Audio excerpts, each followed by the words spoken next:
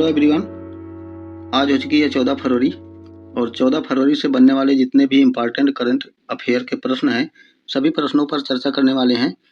और आप लोगों को बता दें, यदि चैनल पर पहली बार आए हैं तो चैनल को सब्सक्राइब कर लीजिएगा, क्योंकि यहाँ से डेली करंट अफेयर का वीडियो प्रोवाइड किया जाता है। और यदि इस वीडियो का PDF आप लोगों को चाहिए तो Anurag academy SK sir telegram channel को ज्वाइन कर लीजिएगा। वहाँ से इस वीडियो का PDF आप लोग डाउनलोड कर सकते हैं। बात किया जाए यहाँ पर, इसके पहले वाले सेशन में हम लोगों ने देख लिया था कि केरल की जो थान्या श्रीनाथन है, यह राज्य की पहली दृष्टिबाधित महिला न्यायाधीश के रूप में नियुक्त की गई हैं। राज्य की ही नहीं, बात किया जाए यहाँ पर तो पूरे इंडिया की जो पहली दृष्टिबाधित, पूर्ण रूप से दृष्टिबाधित महिला न्यायाधीश के रूप में नियुक्त की गई हैं, यह केरल की थान्या श्रीनाथन हो जाती हैं। और बात किया जाए 11 फरवरी को प्रतिवर्ष विश्व यूनानी दिवस के रूप में मनाया जाता है। और यहाँ पर पश्चिम बंगाल राज्य सरकार ने बांग्ला युवा साथी योजना का प्रारंभ किया है। और सांसा योगले ब्लू होल, जो जिसे कि ड्रैगन होल के नाम से जाना जाता है, इसको यहाँ पर देखा जाए तो दक्षिण चीन सागर में इसका खोज किया गया है। और मार्स माउंटेन को भारतीय मिशन, यानी कि मार्स माउंटेन या चंद्रमा पर स्थित एक प्रकार का देखा जाए तो पर्वत है। देखा जाए तो यहाँ पर भारतीय यानी कि इसरो के वैज्ञानिकों के द्वारा चंद्रयान 4 का जो लैंडिंग किया जाएगा, यहाँ पर संभावित किया गया है कि मार्स माउंटेन पर चंद्रयान 4 की लैंडिंग किया जाए। और बात किया जाए यहाँ पर विज्ञान में महिलाओं और बालिकाओं का अंतर्राष्ट्रीय दिवस 11 फरवरी को मनाया जाता है। और ट्रांसपेरेंसी इंटरनेशनल द्वारा जारी भ्रष्टाचार सूचकांक 2025 में भारत की बात किया जाए तो 91 प्लेस पर आ चुका है। और DRDO ने अग्नि 3 मिसाइल का सफल परीक्षण किया, जो कि ओडिशा के चांदीपुर में किया गया है। और हर वर्ष 10 फरवरी को विश्व दलहन दिवस के रूप में मनाया जाता है। और विश्व दलहन दिवस की जो बात किया जाए 2026 की थीम की, तो इसकी थीम हो जाती है सतत विकास के लिए दालें।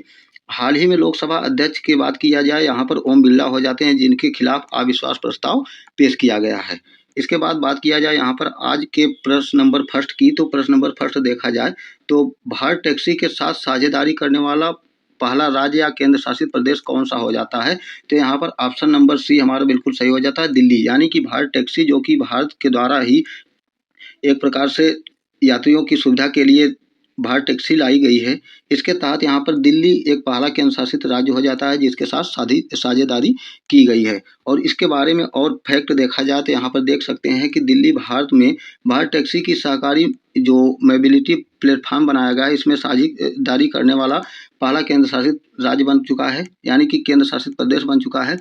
बात किया जाए दिल्ली पर्यटन और परिवहन निगम यानी कि DDTDC की, तो सहकार टैक्सी को ऑपरेटिव लिमिटेड यानी कि STCL के साथ समझौता कर लिया है, जिसका उद्देश्य यहाँ पर देखा जाए तो भारतीयों, यानी कि जो कि इसका उद्देश्य देखा जाए तो यात्रियों को सुरक्षित और तकनीकी रूप से उन्नत टैक्सी सेवा प्रदान करने के लिए इसका लक्ष्य रखा गया है।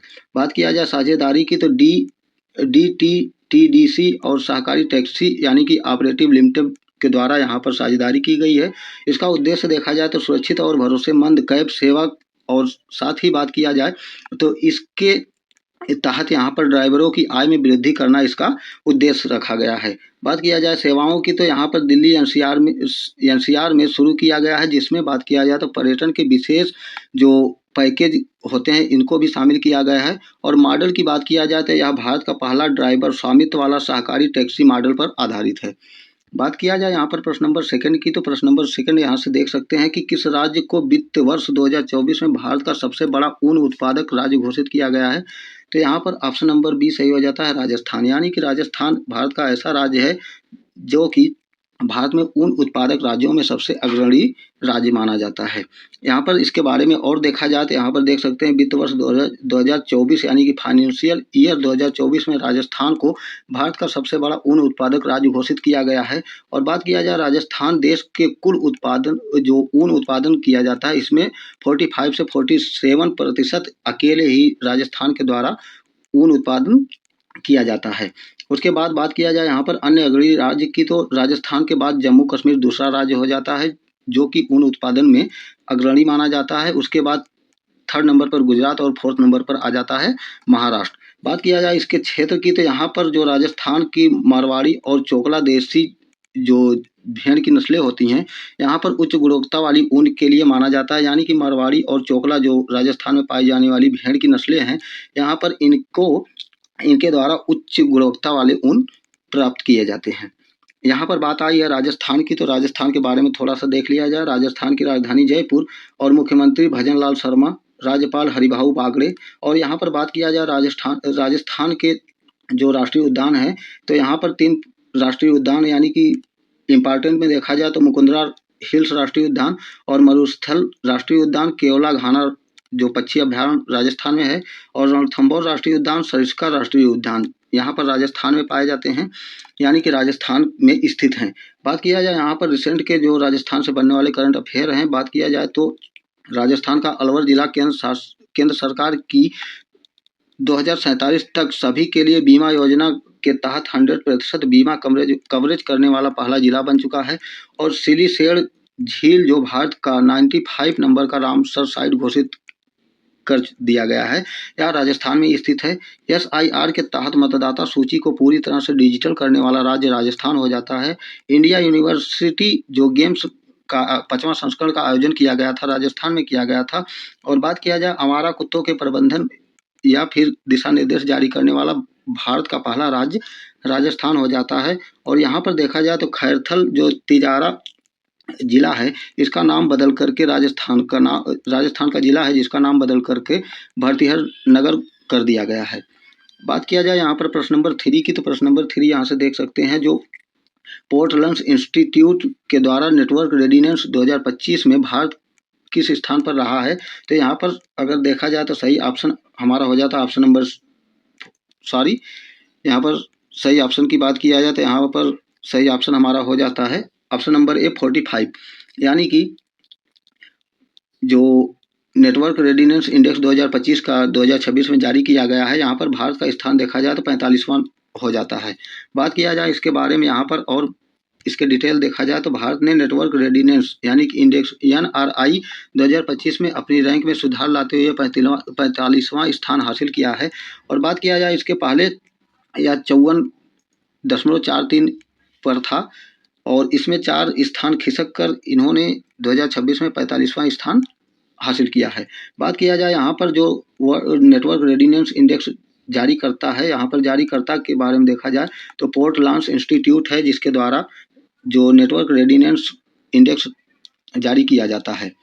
बात किया जाए यहाँ पर रिसेंट के जो इंडेक्स हैं, तो इंडेक्स के बारे में एक बार थोड़ा सा देख लिया जाए। जो भ्रष्टाचार धारणा सूचकांक 2025 की बात किया जाए तो यहाँ पर 182 देशों में भारत का स्थान 91 नंबर पर आ चुका है। ग्लोबल फायर पावर इंडेक्स 2026 में बात किया जाए तो इंडिया 4th नंबर पर, टॉप पर अमेरिका है। और एशिया मैन्युफैक्चरिंग इंडेक्स 2026 की बात किया जाए तो चाइना टॉप पर है और इंडिया 6th प्लेस पर है। और यहाँ पर देखा जाए तो रिस्पॉन्सिबल इंडेक्स जो नेशंस इंडेक्स 2026 है, इसमें टॉप पर सिंगापुर है और इंडिया की बात किया जाए तो 16 नंबर पर आता है। एशिया पावर इंडेक्स 2025 में बात किया जाए इंडिया 3rd नंबर पर, टॉप पर अमेरिका है। और हेनले पासपोर्ट इंडेक्स 2026 में भारत 80 नंबर पर, टॉप पर सिंगापुर है। वैश्विक डिजिटल नोमैड रिपोर्ट 2025 में बात किया जाए भारत की तो 38वें नंबर पर, टॉप पर स्पेन है। और ग्लोबल इनोवेशन इंडेक्स 2025 में भारत 38वें नंबर पर, टॉप पर स्विट्जरलैंड। और global life work balance index 2025 में भारत की रैंक देखा जाए तो 42वां है और टॉप पर न्यूजीलैंड है। विश्व प्रतिस्पर्धात्मक रैंकिंग जो 2025 का इंडेक्स यहाँ पर जारी किया गया है, यहाँ पर देखा जाए तो भारत 41वें नंबर पर है, टॉप पर स्विट्जरलैंड है। यहाँ पर देखा जाए और तो जेंडर गैप रिपोर्ट 2025 में देखा जाए तो भारत 131वें नंबर पर है, आइसलैंड टॉप पर है। विश्व वैश्विक शांति सूचकांक जो 2025 की रिपोर्ट आई है उसमें भारत 115वें स्थान पर है और टॉप की बात किया जाए तो आइसलैंड हो जाता है। सतत विकास लक्ष्य यानी कि सस्टेनेबल डेवलपमेंट की बात किया जाए तो 2025 में 99 प्लेस पर भारत है और टॉप पर फिनलैंड है। ऊर्जा संक्रमण सूचकांक 2025 में 71 नंबर पर भारत है और टॉप पर स्वीडन है। यहाँ पर बात किया जाए जलवायु परिवर्तन प्रदर्शन सूचकांक 2025 में तो भारत यहाँ पर बात किया जाए तो 10वें नंबर पर, टॉप पर डेनमार्क हो जाता है। और वर्ल्ड हैप्पीनेस रैंकिंग में भारत देखा जाए 2025 में 118वें नंबर पर था और टॉप पर फिनलैंड हो जाता है। वैश्विक आतंकवाद सूचकांक 2025 में भारत 14वें नंबर पर और टॉप पर बुर्किना फासो हो जाता है। प्रेस फ्रीडम इंडेक्स 2025 में भारत 151 नंबर पर और नॉर्वे फर्स्ट पर हो जाता है। और हंगर इंडेक्स 2025 की बात की जाए तो भारत यहाँ पर 102 नंबर पर हो जाता है।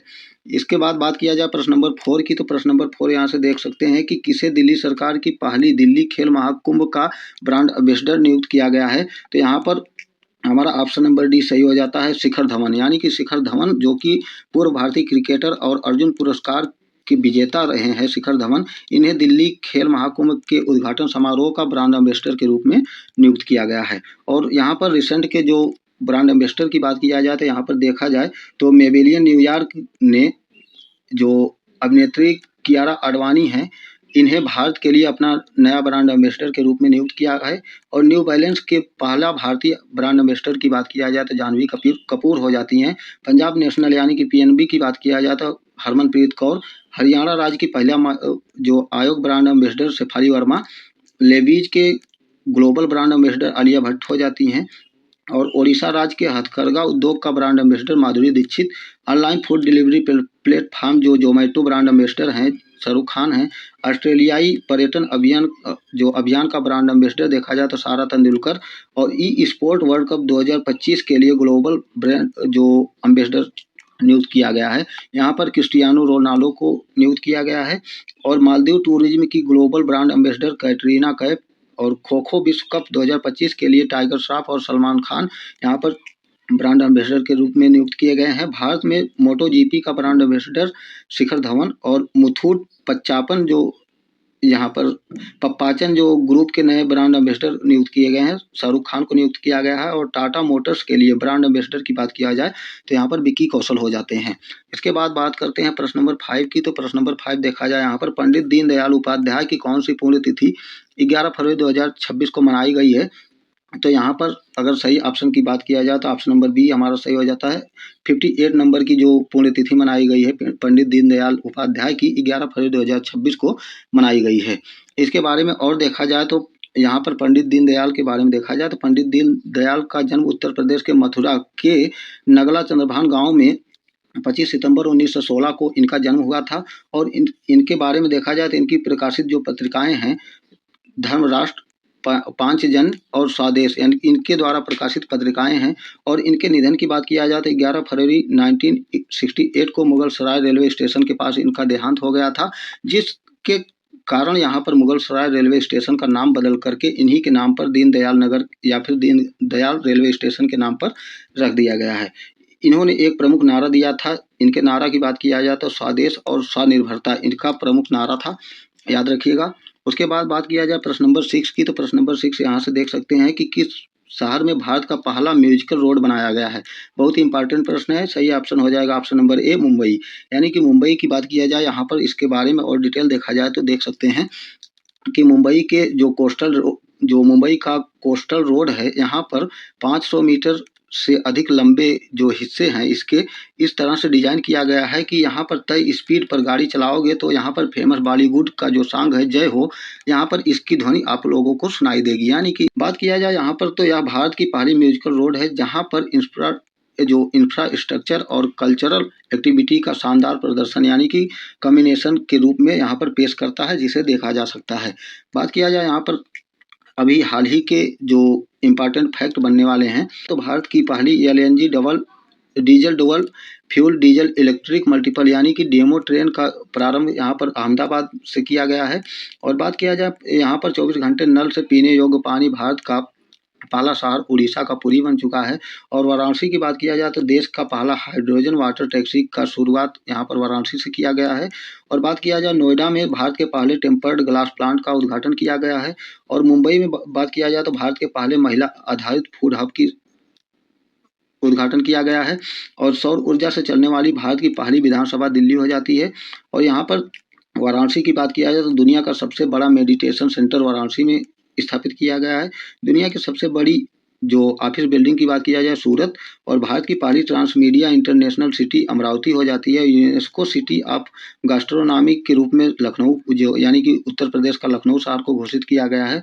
और भारत की पहली नाइट सफारी बात किया जाए लखनऊ में, भारत का पहला ई वेस्ट इको पार्क दिल्ली में, और देश की पहली सोलर सिटी सांची, और देश की पहली ट्रैफिक लाइट फ्री की बात किया जाए तो कोटा हो जाता है। और यहाँ पर देखा जाए तो भारत का पहला भिखारी शहर मुक्त जो है इंदौर हो जाता है।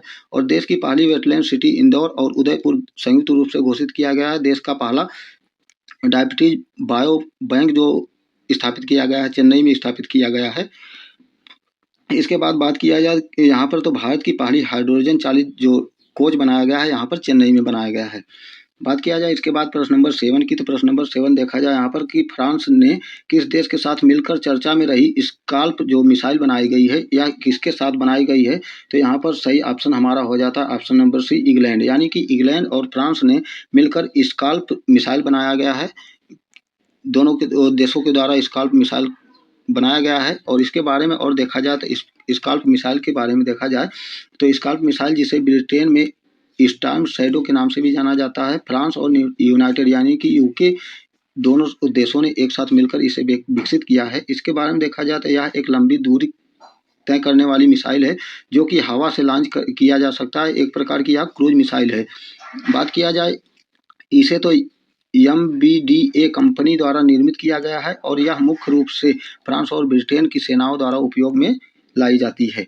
बात किया जाए संयुक्त निर्माण की, तो इस मिसाइल का निर्माण और उत्पादन फ्रांस और ब्रिटेन की साझेदारी के साथ हुआ है।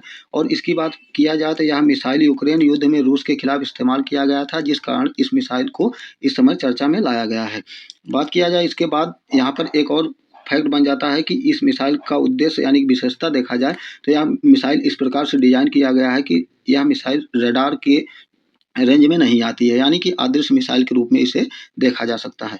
बात किया जाए प्रश्न नंबर 8 की, तो प्रश्न नंबर 8 यहाँ से देख सकते हैं कि किस स्थान पर आर्थिक रूप से कमजोर परिवार की लड़कियों के लिए लखपति बिटिया योजना शुरू किया गया है, तो यहाँ पर ऑप्शन नंबर डी सही हो जाता है, दिल्ली। यानी कि दिल्ली में आर्थिक रूप से कमजोर परिवार की लड़कियों के लिए लखपति बिटिया योजना का प्रारंभ किया गया है। और लखपति बिटिया योजना के बारे में और देखा जाए तो यहाँ पर दिल्ली सरकार ने 1 अप्रैल 2026 से लखपति बिटिया योजना की शुरुआत की है, जिसका उद्देश्य है कि आर्थिक रूप से कमजोर परिवारों की बेटियों को जन्म से लेकर स्नातक यानी कि ग्रेजुएशन तक आर्थिक सहायता प्रदान करना। और इस योजना के तहत बेटियों के खाते में चरणबद्ध तरीके से 56,000 रुपये जमा किए जाएंगे, जो कि मेच्योरिटी के बाद बढ़कर यह 1 लाख से अधिक हो जाएंगे।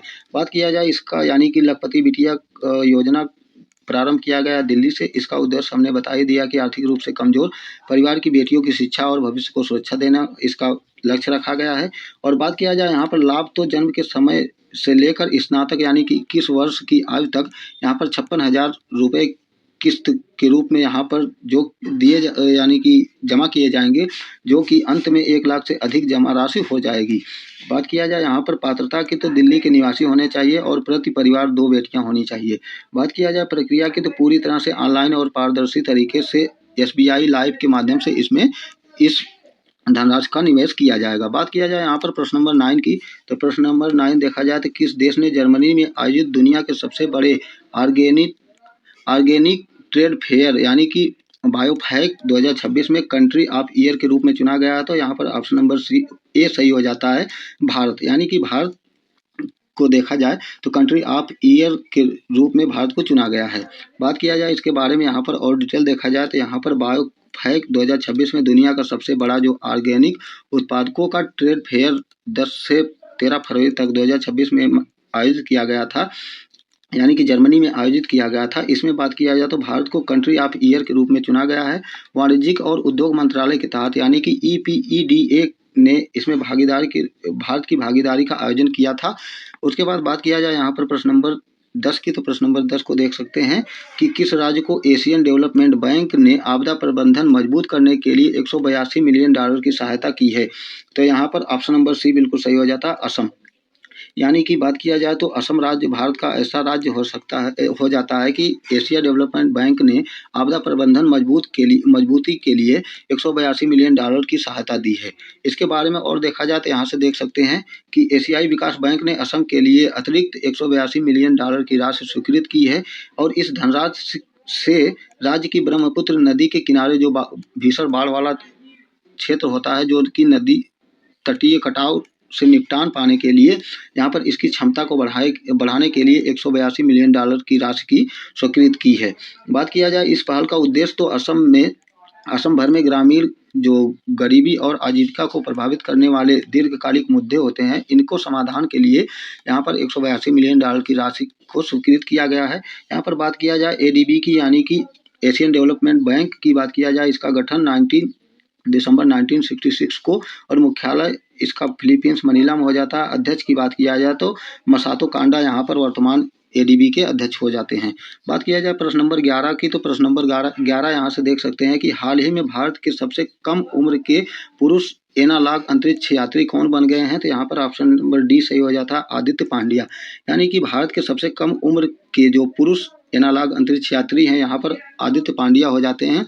और इनके बारे में थोड़ा सा डिटेल देखा जाए तो गुजरात के धोलावीरा स्थित अक्का स्पेस स्टूडियो द्वारा आयोजित चंद्रमा अनुकरण मिशन को पूरा करने के बाद 17 वर्षीय जो आदित्य पांड्या है, भारत के लिए सबसे कम उम्र के पुरुष एनालॉग अंतरिक्ष यात्री के रूप में यहाँ पर नामित किए जाते हैं। तो आई होप कि यह सेशन आप लोगों को अच्छा लगा होगा। यदि चैनल पर पहली बार आए हैं तो चैनल को सब्सक्राइब कर लीजिएगा। और इस बात करें यहाँ पर इस वीडियो का, यदि आप लोगों को PDF चाहिए तो इसके लिए आप लोगों को Anurag academy SK sir telegram channel को ज्वाइन करना पड़ेगा। वहाँ से आप लोगों को इसका PDF डाउनलोड कर सकते हैं। Thank you so much.